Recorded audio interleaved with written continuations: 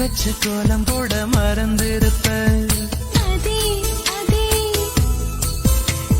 புத்தகத்தை தலைகீழ படிச்சிருப்ப. மூன்றாம் பிறை அளவுதான் சிரிச்சிருப்ப. தினம் 100 முறை என் பேரை சொல்லி ரசிப்ப.